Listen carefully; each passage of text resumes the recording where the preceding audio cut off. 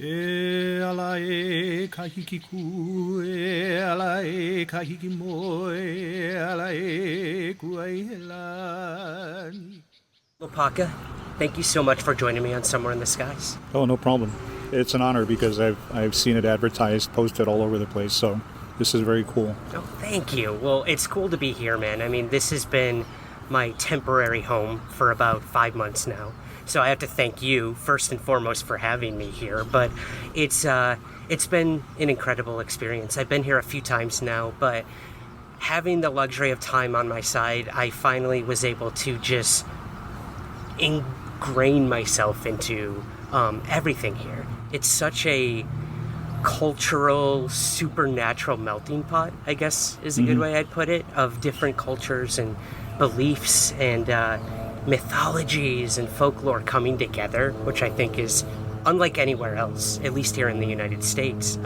So I guess let's kind of start from the beginning. I'd love to hear the origin story of how you came to be the master storyteller that I know you as, amongst many other things. But how did your journey start with ghost storytelling, with your mentor and everything in between? Give us the story. Yikes. Really it started when I was about 6 or 7 years old. I was having some health problems, and I was adopted into this Portuguese family. And so the deal was, after the adoption, that my biological mother would not have anything to do with me, like she'd stay out of everything. But about at 6 or 7, when I started to go use the bathroom to do number one, there was blood. Blood was coming out. And so it turns out I had to be hospitalized so they could clean my kidneys out. And in the process of that, they had to contact my biological mother for the medical records. And I vaguely remember being in the hospital and seeing her coming toward me in like this Chinese top that the women wore, even though she was Hawaiian. I remember crying because I didn't know who that was. And my adopted parents telling me that, this is your real mom. I'm like, ah! And I could, even at that age, I could see it hurt her pretty bad, because she cried and she left. And then it kind of went away into a bit of a remission, and then when it came back, it was really bad. So I think I spent at least 4 or 5 months in the hospital. And so I made friends with this kid. His name was Scotty Boyd, and he was well known back then. He was on this bank commercial, and they filmed him sitting on a fence at a ranch on the Big Island, and his father was playing the ukulele, and Scotty was singing this Hawaiian song. And so everybody knew who he was, so I was surprised to see him in the hospital. And I didn't know why he was there. And so I remember the one thing he'd always do is he'd always wake up before me and he'd say, friend, wake up, let's go. And so he never knew my name, he just called me friend, and so we always went to play. And this was for a while, and then one evening after dinner, I'm laying in my bed, and I see the doctor come into our ward at the Children's Hospital, along with his parents and a couple of other family members. And I remember the mother looking at me like with this death stare, and she closes the curtain like this. And I hear the doctor saying something to them, and then I hear crying and moaning and wailing. And, so I'm like, oh, wow, what the whole, what's going on? And pretty soon they all leave, the doctor, Scotty's parents, and the curtain's still closed. But the way the ward was lit, I could see Scotty's silhouette, like, just lying on the bed like this. And I see him sit up, and I see him kick his legs over to the bed this way. Then he comes around to the curtain on my side, and I see his little, part of his shadow, like from up to here. He's like, friend, hey, let's go play, friend, let's go play. It's like, okay. So I kick my legs over this way to get off the bed. And every day while I was there, my adopted father's mom came to visit me every day. But usually she came during the day, but this was strange because it was in the evening. As I'm trying to get off the bed, I suddenly hear her voice from behind me. She says, don't get off that bed. I turned around, I said, why? That's my friend, I'm going to go play. She says, no, you stay on that bed. Don't get off. I said, why, Grandma? She said, didn't you pay attention to what was going on? That boy died. He just died. That's his ghost.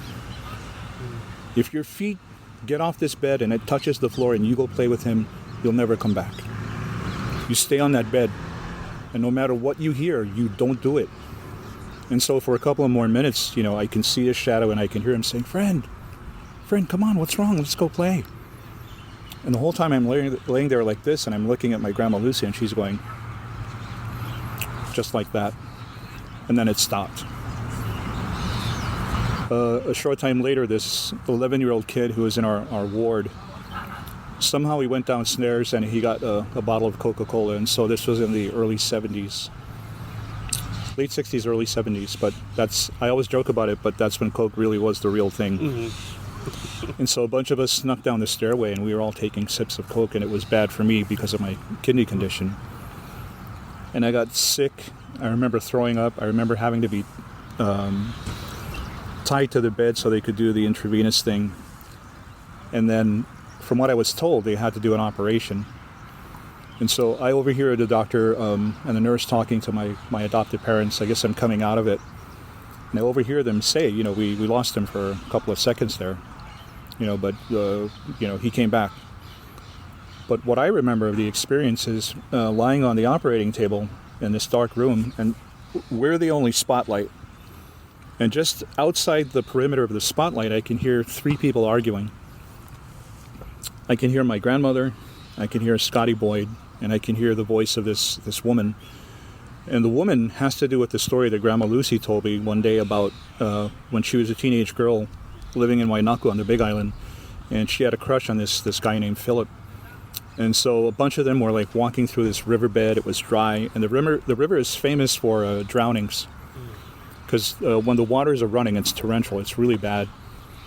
And everybody knows that in that river, when the greenery, the foliage around the river is greenish yellow color, and the water is still, and it sort of has that same sheen of that same color.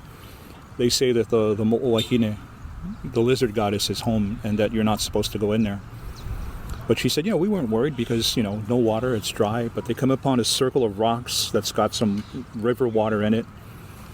And they're looking around it like this, and they notice that around it are like, golden necklaces, rings, earrings, pocket watches. And so Grandma Lucy says she and her friends and her sisters just start gathering all the stuff. And that boy Philip she had a crush on, he's like, no, what are you doing? It's like, we can take this home to our mom and maybe, pawn it for money. And Philip says, no. He's like, don't you know this is what belongs to all the people who drowned here? And some actually got, sucked out into the ocean, and they're probably stuck under some rocks. You're like, you don't take stuff that belongs to the dead. And so they didn't, and they decided to leave. And as they're walking up the bank of the dried river, Grandma Lucy says one of the girls in the group, she's like screaming bloody murder, like hysterical, just screaming. And they turn around and they said, in that circle of rocks with what was left of the river water is this tall, dark Hawaiian lady, no clothes on, long hair, and she's pointing like this, but they don't know who she's pointing at. She's like, oh my God. Turns out she's pointing at that guy, Philip. And so Grandma Lucy says her eyes became like cat eyes, like slits. And then first her tongue was red, and then it became black and scaly. And so they took off, and they knew who that was. That was the woman of that place. And she says later on, toward the end of the month, she finds out through the grapevine that when the river came back, that they found that boy Philip's body, like further down the stream, like toward the ocean. And that his lips were swollen over, like somebody was literally trying to suck something out of it. And that there were claw marks all over him. So they weren't sure if it's because of his body, how it hit the rocks, or if something actually... Right. So as I'm having this operation, what I remember is being on the table, spotlight, right outside the perimeter of the spotlight. Like I said, I hear Grandma Lucy's voice, Scotty, and then the voice of that woman who was in the river that Grandma Lucy told me about. And they're all vying for who takes me. And Scotty Boyd says, he's my friend, I'll take him, we can go play. And the Hawaiian woman's voice says, I will take him. He'll be mine. And then my Grandma Lucy says, no, he's mine. For life, I take him. And some unearthly voice says, for life then. But in Hawaiian, it said, no laila keola. It is life. And supposedly, according to the doctor, that's when I sort of came out of it. And so after that, nothing was ever the same. I began to see, hear, feel all kinds of things. Wow. Yeah. I mean, I can only imagine you had a brush with death at such an early age and communicating and kind of tapping into something that people spend their whole lives trying to do and find. Yet it hit you at such a young time in your life where you're still learning and growing, and wow, that's very powerful. I mean, a lot of people don't ever get that. Yeah.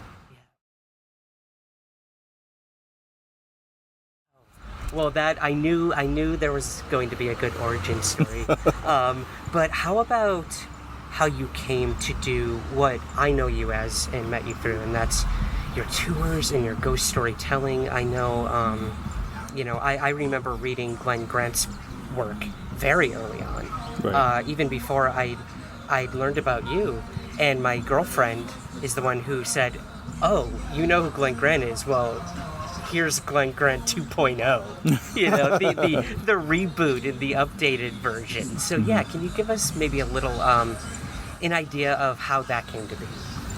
So I think I want to say 93, late 93, I was working at a hotel in Waikiki, and the front desk people were talking about this history professor from the university who did a ghost tour in downtown Honolulu. And they're talking about all his stories and, the fascination with it. And the following Wednesday, coincidentally, I remembered it, so I went on that tour. And the funny thing is, everything I heard him talk about was everything I'd basically learned growing up, more so from my mom. And I thought, wow, how is that possible? But he had, he backed it up with, historical references, documented accounts, photographs. And so I was fascinated. And the following Wednesday, we're at hula practice. I was a hula dancer for my cousin, Keone Nunes, and it was all male halau.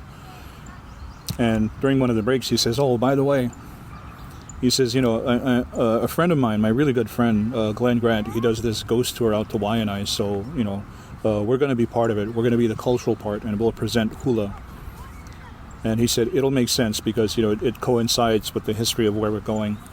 And so that's how I got to meet him, because we did that part of the tour. And that went on for a while, and then one weekend, it was a Thursday, that Keone called Glenn Grant at the last minute and said, he can't do it. He's got to go to work in Washington, D.C. And Glenn says, "Well, I don't know your part of the tour because I leave that up to you." He says, "Well, my cousin Lopaka and Kili, they come all the time, so he knows it." And so, I just got thrown into the fire, and Saturday came, and I did my cousin's part of the tour. And I think it was the following Monday or Tuesday, he called me at home. He said, "Listen, you're pretty good." And he says, "Don't say anything to your cousin, but, would you mind if I gave you some work here and there, would you mind?" I'm like, "Yes, sure." So he had me do things like when his history class was studying the Massey trial, he had me portray one of the detectives on the trial and speak in character. And so he'd do things like that. And then finally, I guess he wanted to do more things or other things than just the ghost tour. And so that's how I ended up becoming sort of like his apprentice to take over those ghost tours. And what was unique about his training is that there was no note-taking. I couldn't write anything down. It had to be like from mouth to ear, which again surprised me because that's how I learned everything from my mom. The first night I sat down on the floor, like right in front of her, and I'm like, pen and paper pad. She's like, "What is that?" I'm like, "I'm going to take notes." She's like, "No, put that away." Like, I talk, you listen. Which is, I'll interject here, that is the Hawaiian way of passing on history, right? Before the westernization sort of began here, it was oral tradition, right? Yeah, no written language. And so the famous phrase is, "Mai kahana ke ike," from watching you learn. Crazy. I can't even imagine, growing up, like, I had to write everything down. Well, that brings up a good point, too, is the history of Hawaii is based solely on that oral tradition, which these stories are a big part of. But is that a lot of pressure for someone like you to have to remember names, dates, times, incidents, everything in between. Like, how do you go about doing that? It's just a natural part of our life, and that's what we spent most of our time doing, my wife and I, is, just online researching documents, buying tons and tons of books, going through oral histories, and making sure we get the dates, the times, the names correct. And then I have to take all of that and put that together in a story, so it all makes sense. And so no one in the audience thinks, well, that's just made up. Oh, wait, he said it happened in 1814. Okay, it must have happened. And so I thought I was a stickler for detail and the correct information, but my wife, who does a lot of the research, she's like OCD about it. But, it works in our favor. Does that make sense? Yeah. Okay. Absolutely. Okay, so let's get to some of those stories. I know, besides just your tours that you give, you've written a few books as well, and one of those involved Morgan's Corner, a part of the Pali Highway, right? Am I correct?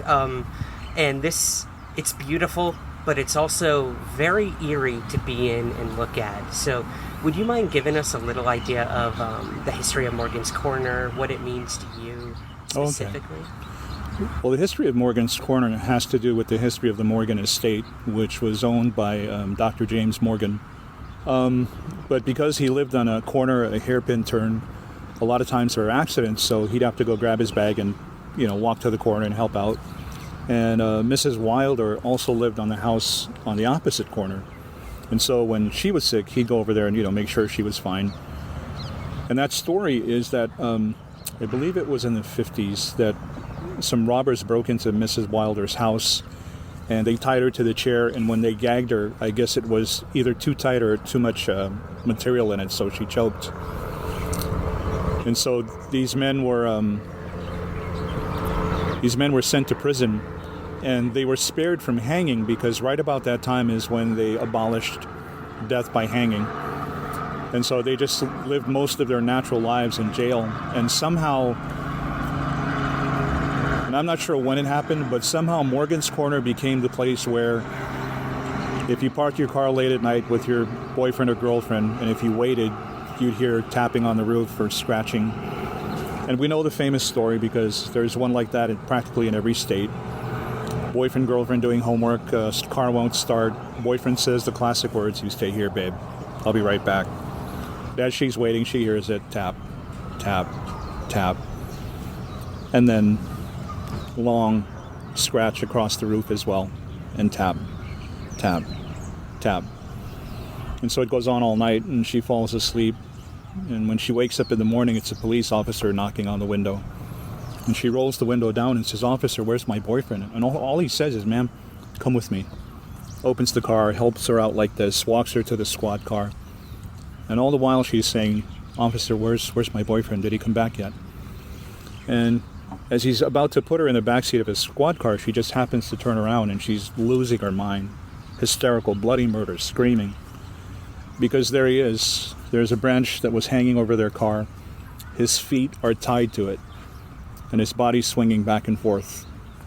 Fingernails scratching the roof.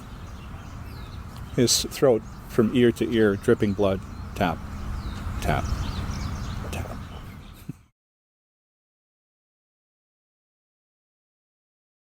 In terms of Morgan's Corner on the Pali Highway, the Pali Highway itself has a very sordid history and a lot of stuff that goes along with that. Would you mind touching on that? Not only is it a terrifying thing to drive on, I try to avoid it every time I'm here because I hate heights. But yeah, could you give us maybe a little bit of your knowledge of the history of how the highway came to be and kind of what happened after it was built or while it was being built?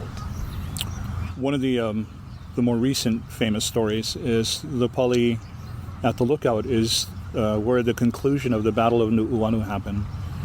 And it's where Kamehameha the Great faced the combined forces of Maui and Oahu, who were about 9,000. He came with a fleet about 20,000. And so by the time the battle concluded, people were just trying to get out of there. And there was a path going down this way. And I guess it was gridlock, so people began to accidentally push each other over the cliff.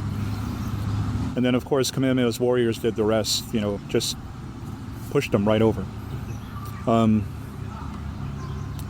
There's that. And there's also this thing where you can't bring pork over the Pali. And so the story goes that the goddess Pele met this guy who her family told her was not the right guy, but she got involved with him anyway. And because of their disagreements, they had a tempestuous relationship. She was unsuccessful at killing him.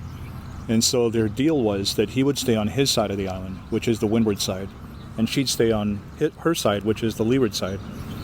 And so, the ancient TRO is that none shall cross into the other's path.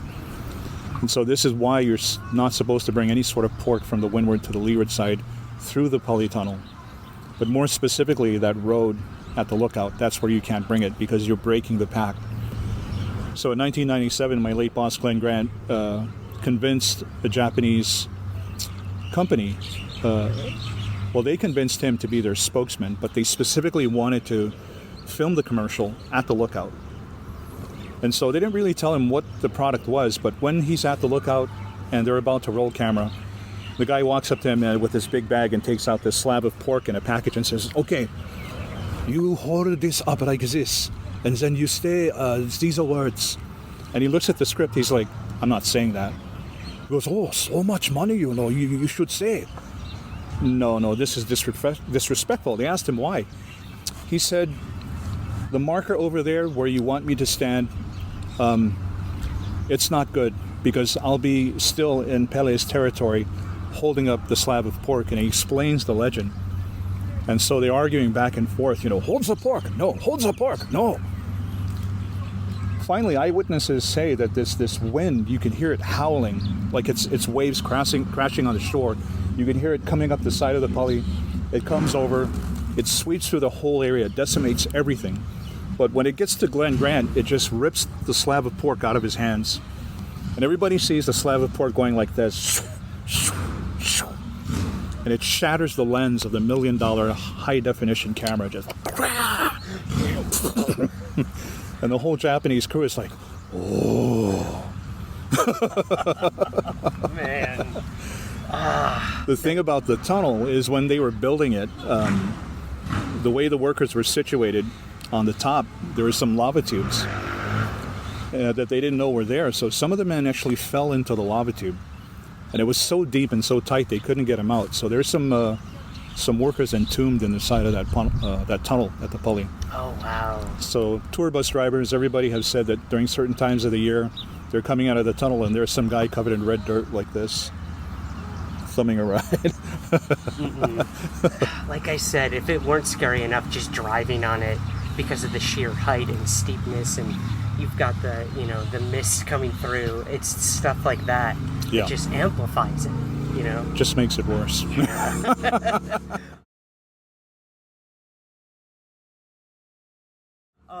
One of the other places that I love going when I come here is Kaneana Cave. Oh, yeah. On the west side, right? Yeah, and again, I post things on Instagram or Facebook or whatever as the tourist, being like, "This is the legend that happened here," and I'm always wrong.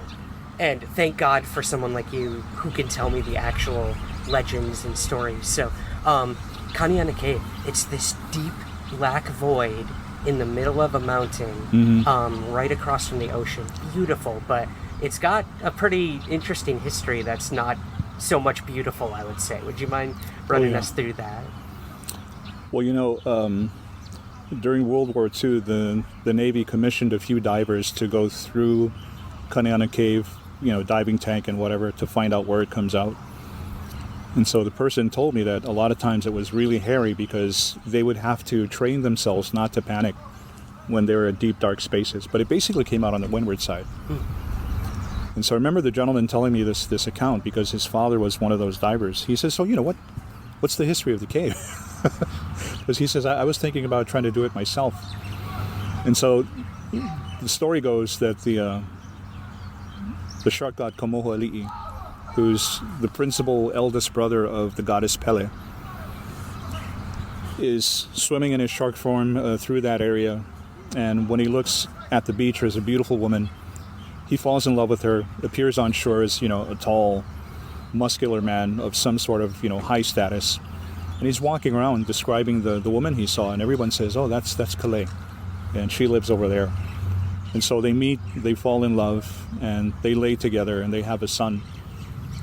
And at that point, Kamohoali'i tells Kale, I must now tell you that I am Kamohoali'i, the brother of Pele, the king of sharks. He said, I have to go back, but while I'm gone, as you raise this boy, you will call him Nanaue, and you will not feed him meat. I fear that if you do, he may begin to develop a taste for some other kind of flesh. And, the woman says, okay. And so, in the culture, the boy stays in the woman's house and eats with the women till he's about 7. And then they gird him with the loincloth, the malo. And then from then on, he stays in the halemua, in the men's house, and learns everything from the men. And so at that point, Nanaue's grandfather begins to feed him meat, because only men could eat meat. And one day at the beach, Kale's sitting there, and she's watching her, Nanaue just frolicking in the waves, and she sees something weird on his back, and she says, "Oi!" And he comes, and she turns him around, and there's a little indentation of a shark's mouth right in his back. And from then on, she has him wear like a shawl or some sort of cape. And so, as he grows up, he's very competitive. But his mom tries to keep him at home, tending the garden in front of the grass hut. And some kids are walking by from another village, and he sees them, and he says, "Hui, iha no oko. Where are you folks going?" And the kids merrily say, "Ikai mako. We're going to the ocean." And Nanaue says, "Maka'ala. Ayapaha kamano ilela." He says, "Be careful. There might be sharks." Later on in the afternoon, same kids coming. There's one less. They're wailing and crying. And I guess Nanaue affects sympathy, because he says, "Aue, waha ia. What happened?" The children say, "Aue, wa make ke kai, wa pau ke kahi a mako I ka mano." One of us has been eaten, finished by a shark. "Ah," Nanaue says, "wa ha'i mua wau ia oko, maka'ala." He said, "I've told you before to be careful." Cautionary tale. But one day he's in a serious digging contest, and he's intent on winning, and his shawl flies up over his head, and everybody's horrified to see the gaping mouth of a shark. And so they beat him, they bound him, they tied him to a stake, took him up into the mountain, and they were going to bake him alive in the underground oven. And at that point, he calls for his father to come and save him. And so this tidal wave appears out of nowhere, rushes up the valley, peels out the flames, grabs Nanaue back into the ocean, and no one sees him after that. And so this story begins to circulate in the early 1900s about travelers walking by the cave late at night, and when they peer in, there's a fire, and an old bent man with ratty white hair is tending it with a stick like this, meat sizzling over the fire. And he invites the traveler in and gives them their fill of meat and gives them ava to drink until they're drunk. And then he changes into the shark, and he kills them, but he doesn't consume them. He lets the body lie there until it becomes putrid, and then he eats them. And so that's only one of a myriad of stories associated with that cave. See, and if I had known that before I went in there, man, it changed everything. But it's so, there's just something about it. It draws you in, which is part of it. Yeah.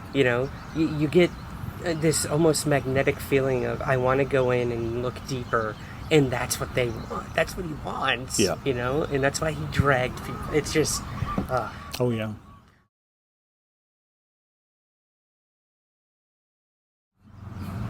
One of the most terrifying stories that I have heard coming out of Hawaii actually derives in Japan. And again, that's the beauty of this place, is it is this supernatural melting pot of different folklore coming together, almost like smuggling certain supernatural phenomena into another place. And for me, it's the Faceless woman. Oh, yeah. This just terrifies me.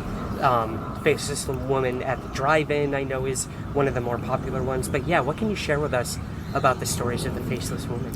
We know the famous story from Japan on the Akasaka Path, where the traveler sees a woman on the side of the road crying pitifully, and when he goes to help her, she turns around and reveals she has no face.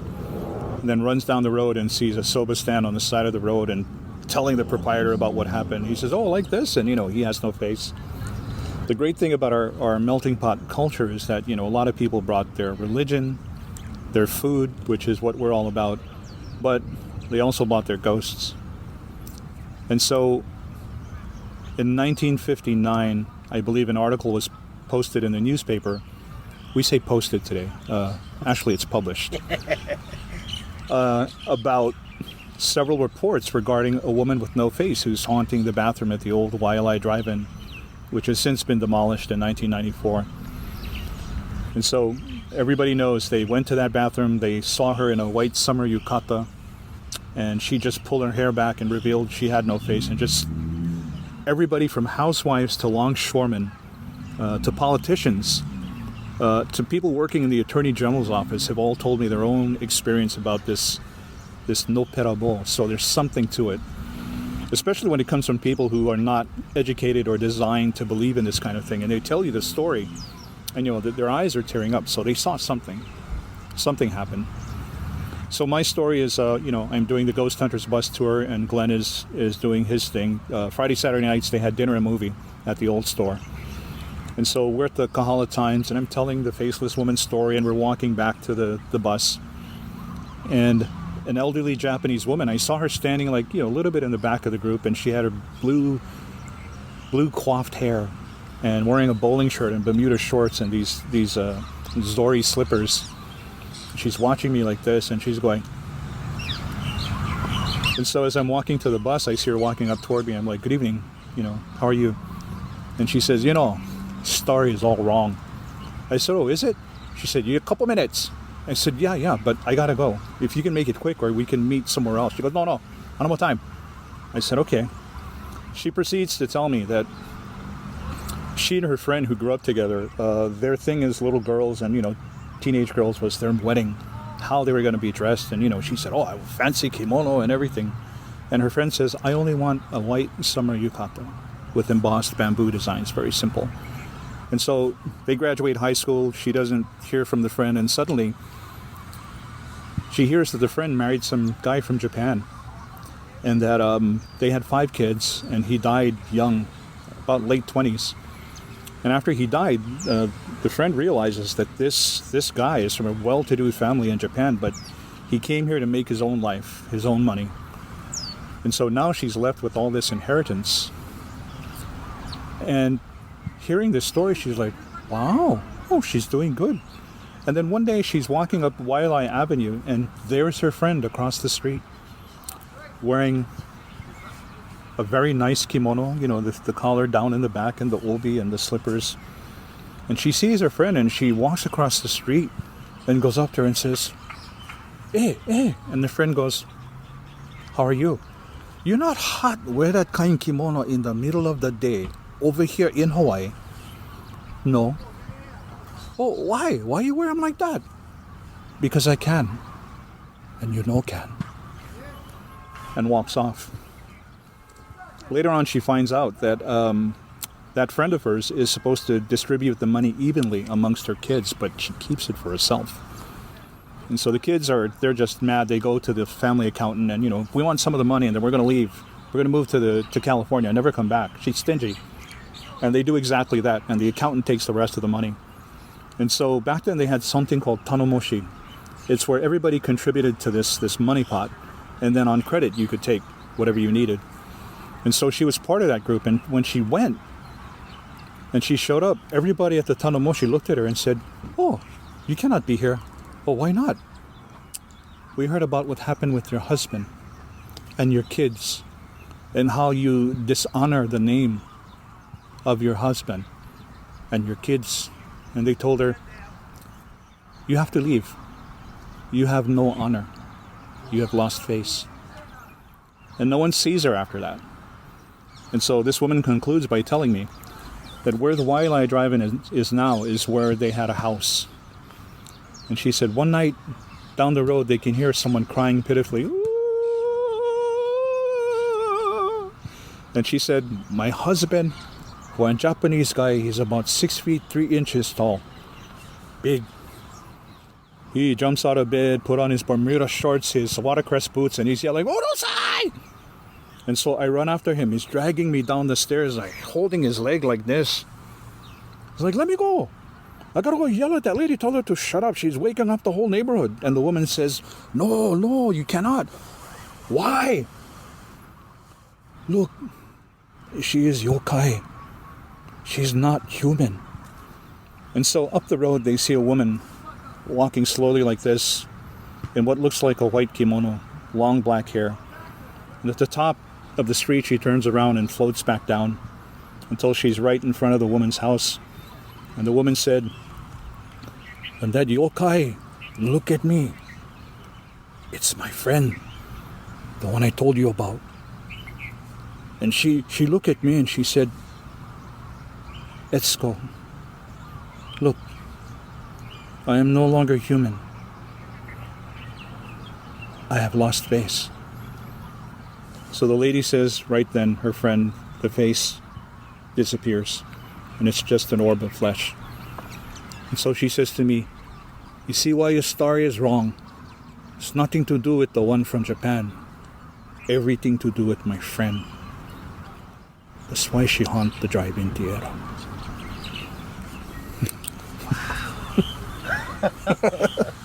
Is that I would assume the drive-in's gone. It's at gone. This point. Yeah. So there's like a public storage building. Okay. Which, it's just creepy. Yeah, I can imagine. Have you been in there? I haven't been in there, but I've heard all the stories about them seeing shadows on the security camera. Storage lockers that are secure just flying open, you know. Yeah. Yeah.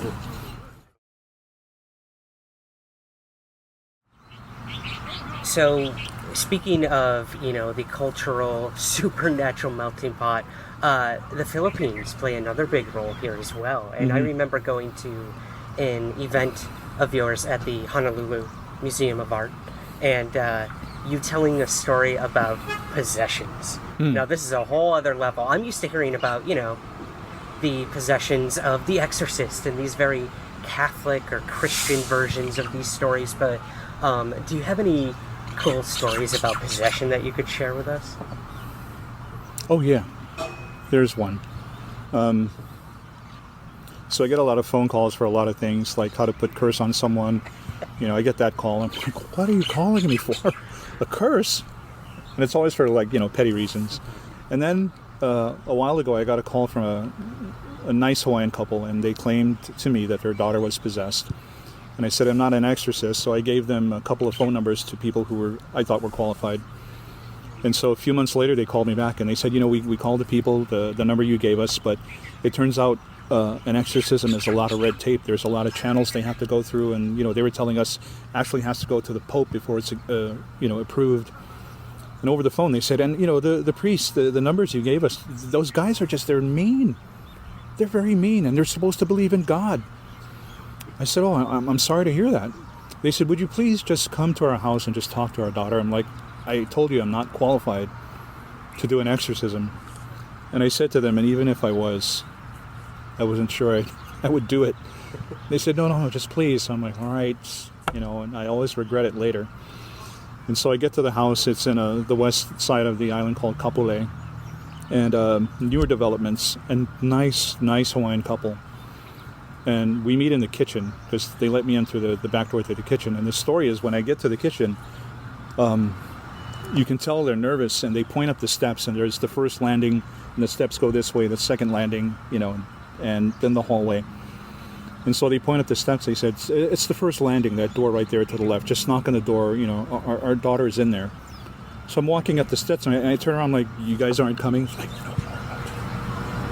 no. So knock on the door opens. Beautiful young Hawaiian girl, doesn't say hello, plops herself on the bed, and she's on the laptop like this, and there's awkward silence. And so finally I say, so your parents tell me that they think you're possessed. And she's like, yeah. So I'm like, so why do they think you're possessed? And she's like this, and she sits up, and she goes, and back on the laptop. And so what she's showing me is that her entire room is decorated with everything Twilight from that movie. Wallpaper, pillowcases, sheets, blankets. The wallpaper itself is colored in a deep violet color. And so I'm looking around, I'm like, are you serious? Your parents think you're possessed because of Twilight? And she's like this, she says, well, that and the other thing. I said, I don't mean to be mahaoi, to be nosy, but what's the other thing? And she says, I came out to them. I told them who I am. I'm a lesbian. And I have siblings who are, gay, lesbian, transgender, and I just thought to myself, man, that sucks. And I looked at her, I said, I'm sorry to hear that. I mean, that actually breaks my heart. So I took out a business card, put it on a table, like right next to her door on the inside. I said, listen, anytime you want to talk about it, we can talk about this. It doesn't have to be what your parents are talking about. My wife and I will come meet you, and you just say whatever you want. We'll buy you dinner. And her demeanor changed, and she says, thank you very much. I appreciate that. And I introduced myself. I said, hi, by the way, I'm Lopaka. And she says, I'm Sienna. I said, thank you, Sienna. I went downstairs, and the parents are in the kitchen. They're like this. Did anything happen? Did she physically assault you? Did the room smell like sulfur? Were there things floating around? Did you hear voices? I said, no. I said, she's perfectly fine. Normal, everyday college girl. You guys probably need to go get some family counseling or therapy. I mean, if you have a pastor or anything like that, or somebody certified, that wouldn't be my suggestion. And I told him, I said, Sienna's just this totally normal girl. At that point, the wife nudges the husband out of the way, and she grabs me like this. And she pulls me closer to her, and her demeanor is, she's dead serious. And she says, no, you don't understand. The thing that's possessing our daughter is Sienna. Her name is Carolyn.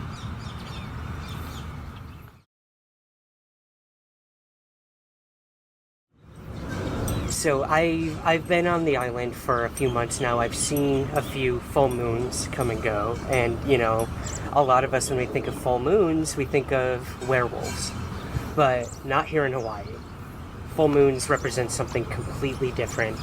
Something that is integral, I think, to the fabric of the islands, and that's the night marchers. Mm-hmm. And I will tell you right now, man, there have been some nights where there's full moons were out, and I thought I heard things, but I don't know. I can't explain it, but I'd love to hear. Could you tell us a little about the history of the night marchers and what they're said to do here in modern day? Yeah. The night marchers have particular moon phases. The four common ones are as the moon is going dark, Kane Lono Mauli Muku. And those are all different types of night marcher processions. And the way it works is that in our history there were chiefs, we call them ali'i, that were so high-ranking and so sacred that even when you were around them you couldn't be clothed. If those high-ranking chiefs had kids, their kids could not eat from their same plate. And so when these high-ranking people went to go do number one and number two, it couldn't be buried in the earth. They'd had to put it in a bowl or a calabash of some kind and sail it out to like the horizon and then dump it for fear of sorcery. And so when these people came out during the day, everybody had to prostrate and lie face down, hands behind the back of their neck like this. And if the sun cast their shadow on your body, you'd be killed. If they happened to be wearing clothing that brushed up against you, you'd be killed. And so these high-ranking people were merciful to the commoners and only came out at night. And so their warrior procession walks in front of them and sounds the conch shells, sounds the drums, carry very red, bright torch lights so you can see them coming along the mountain ridge. And so when all of that is happening, that's sort of their warning to you that, hey, we're coming this way, so don't be here. And sometimes today, people don't see all of that. And There are a lot of stories where a night march or procession comes upon a bunch of people like at the last minute, like right on top of them. And so that's basically what it is now. They're doing the same job they did when they were alive, taking the same path. And so sitting here in Kapiolani Park, we are very near one of the more active night marcher processions that comes right here and goes to the private girls' school right back there. Yeah, I remember going on one of your tours down towards Waikiki and walking and then learning we were in the actual path of what the night marchers probably went through. And that, again, was a moment where I just, I got chills, like thinking, wow, this could have been the very place where that happened. It's just incredible. It's incredible. I was wondering if you could tell us maybe the story about Peter Gregory. Oh, no, hold on. Yeah. If you're willing to do that. Okay. Yeah. So why are child ghosts unique, and what happened to young Peter Gregory? Child ghosts are unique in the way that they passed, because in our history, between 1853 and 1854, we had a smallpox epidemic. And it wiped out thousands of people. A lot of them are kids. And you can just imagine the suffering of those little...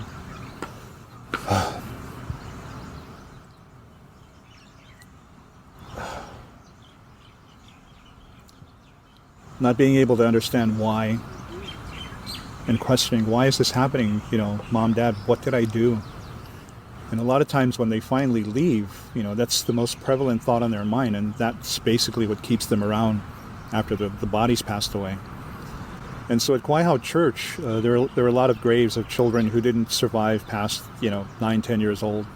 And their pictures are on these porcelain things on the headstone, and their eyes are just so soulful, and And so the story goes that at the church every Christmas, the old Hawaiian ladies, during that week of Christmas, they take presents to all the graves where all the children are buried and, decorate them with Christmas lights and little Christmas trees and small presents. And the security guard who told me this story said he was the one that would always help them every Christmas. Just bring a wagon or hold the presents.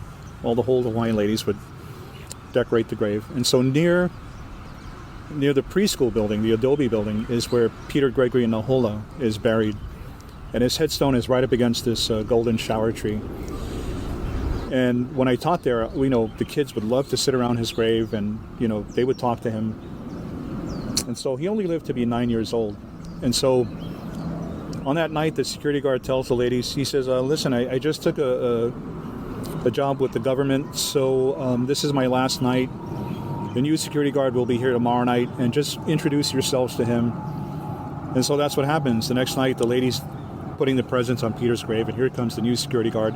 Oh, aloha, how are you? We're the ladies from the church, and this is what we do every Christmas. And the security guard says, you, and you, get the F out of here right now. And they're stunned. They're like, what? He says, yeah, I don't care about your stupid tradition. Just get the F out of here. And they're stunned. They don't understand. And to emphasize his point, he kicks one of the presents, and it spins furiously, and one of the sharp corners of the presents catches one of the old Hawaiian ladies, like right here. And now they're swearing at him in Hawaiian and probably cursing him. And so when they leave, that security guard goes, showed them. When he comes back for his second round, 3 o'clock in the morning, and he comes upon Peter's grave and the decorations are gone, he chuckles again to himself. Yeah, I showed them. He turns around and walks away. And as he turns to walk, he stops like this, because this little Hawaiian boy with his hands on the man's hips is looking up at him and saying, why, mister? Why did you do that? The security guard looks down at the little boy and says, what do you mean, why? And when he turns back around to go the other way, that same boy is right there. Why, mister? Why? The security guard thought he would be funny and, flood that kid's eyes with his flashlight. But when he did that, the kid wasn't there. But the flashlight beam shines on Peter's picture on the headstone. And he realizes this is the same kid. And he says after 17 years of being in the military and not fearing any man, here's something that he couldn't handle himself, like physically grab it. And he was struck with fear. And so he began to run. And he said this black tornado whirlwind thing chased him across the graveyard. And he said in it were all the voices of the kids going, "Why, mister? Why?" And he said, I know it was small headstones or whatever it had to be, but it felt like little hands grabbing onto my shoes and my socks and my ankles. And finally, when he got to the other end of the cemetery, he's all beat up, his clothes are torn, and he falls into this fetal position and says, "No, leave me alone!" And this flashlight shines on him, and he looks up, and it's a police officer who says, "Are you okay?" Yeah, I'm okay. You know, the people who live across the street here at the Elder Hostel, they're complaining about children screaming in the graveyard. Have you seen any kids? Security guard says, No, I haven't seen any kids. The officer looks him up and down with the flashlight and says, "What happened to you?" When the ambulance comes, and the security guard is sitting in the ambulance, and he finally explains to the police officer what happened, the officer looks at him and says, "You idiot. You never go to a Hawaiian church and piss off the old Hawaiian ladies. They'll put a curse on you." He said, "But for the graves of children, you never desecrate them. Ever. That's just stupid. Good for you."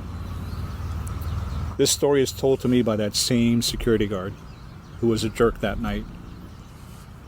The surprise for the old Hawaiian ladies is the following day when they come to Peter's grave to secretly decorate it, there's already presents there. And there's one card on it that simply says, "So you never have to ask why." The name of the security guard is on it.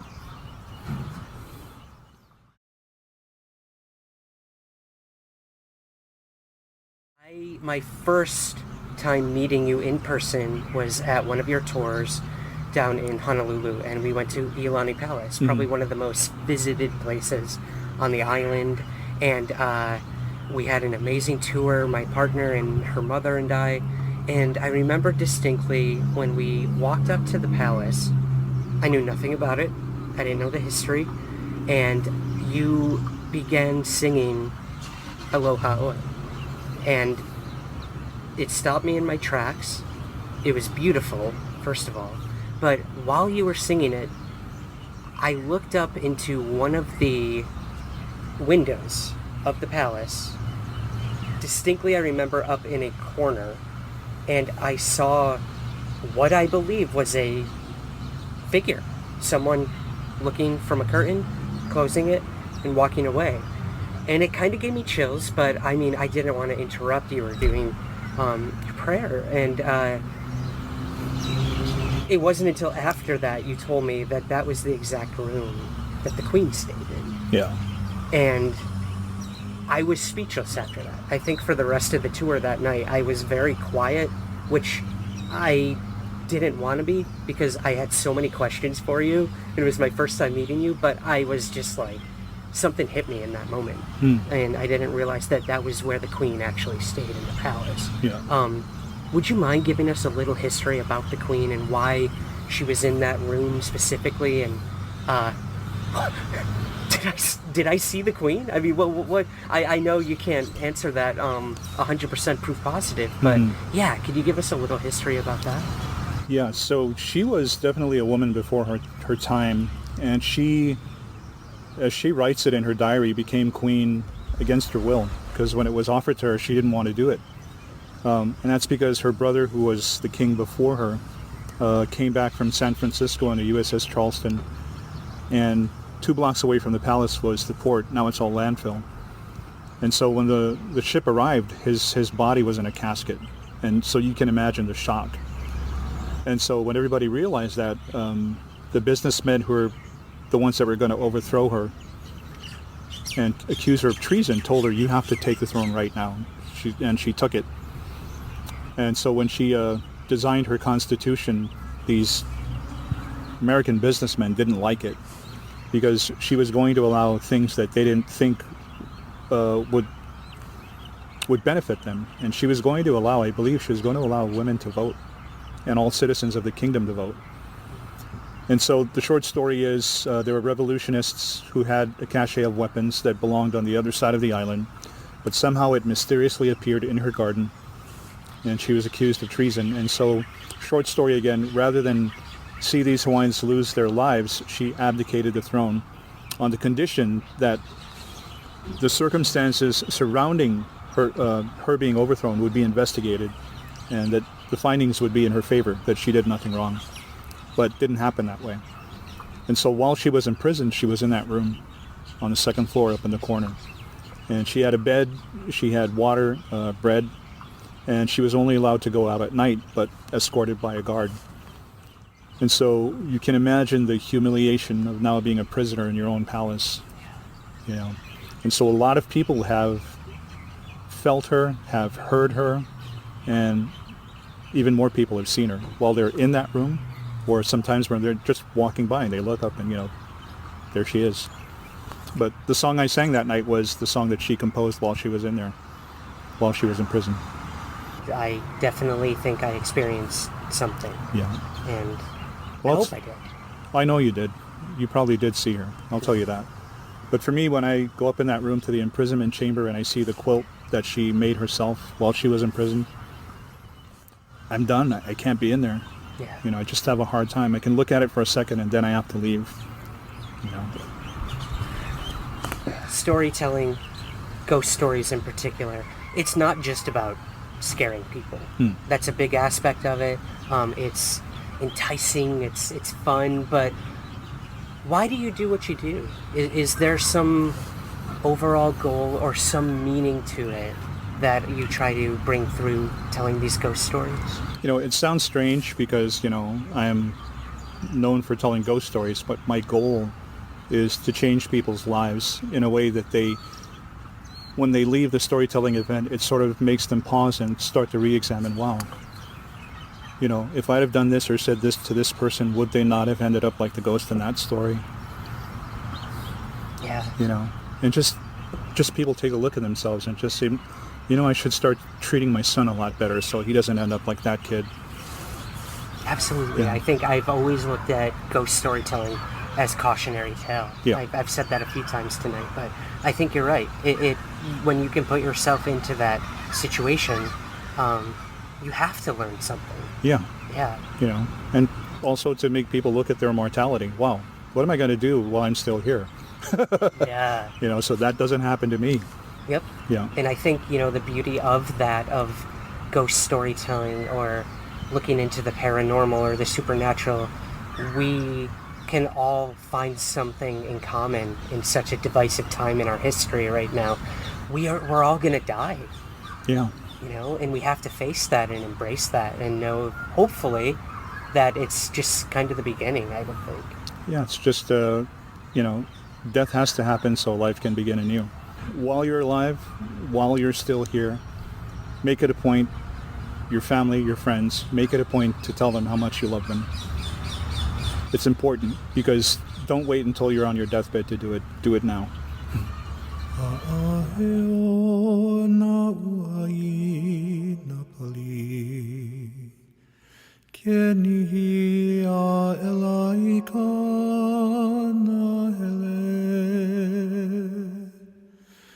E uhai ana paha I kaliko Pua ahi lehua o uka Aloha oe, aloha oe, e ke o